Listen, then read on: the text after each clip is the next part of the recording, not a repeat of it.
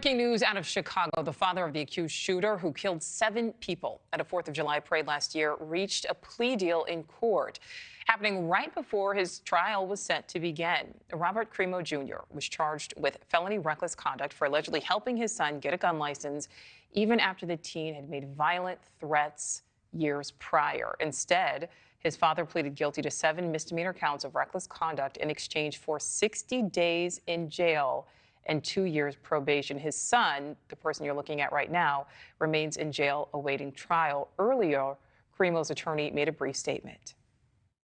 This matter was going to be tried first before his son's case was going to be tried. This would mean that the potential key evidence would be disclosed to the public, jeopardizing his son's fair right to trial. As a father, Mr. Crimo wanted to ensure that his son received a fair trial. All right, joining me now, criminal defense attorney Dwane Cates. Dwane, thank you so much for your time here. Talk about why his defense team would opt for, now, first of all, it was a bench trial versus a jury trial, and then make this plea deal before it even started. Is this all about trying to ensure his son would have a fair, unbiased trial?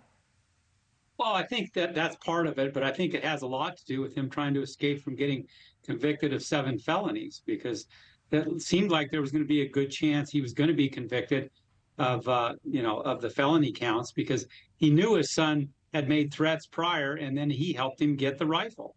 Right. And certainly there were going to be some interesting details that came out. What are the broader implications of what happened today? I think a lot of people were waiting to see what the judge would decide.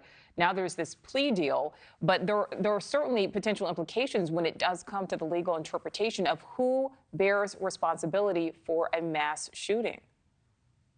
Well, and again, he's charged with reckless conduct. It doesn't mean he's responsible for the mass shootings, but his conduct was reckless in helping his son procure the weapon. And he knew that his son was having some issues. He knew that he had threatened to kill people before.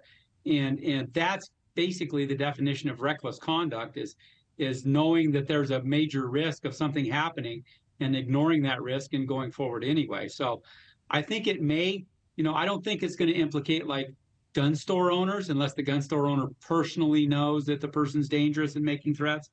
But I think it has some risk for families in the future going forward. Mm-hmm. And we are starting to see parents, potentially being held accountable. I think of Ethan Crumbly in Michigan, whose parents right now are also facing charges after the mass shooting that their son is accused of committing.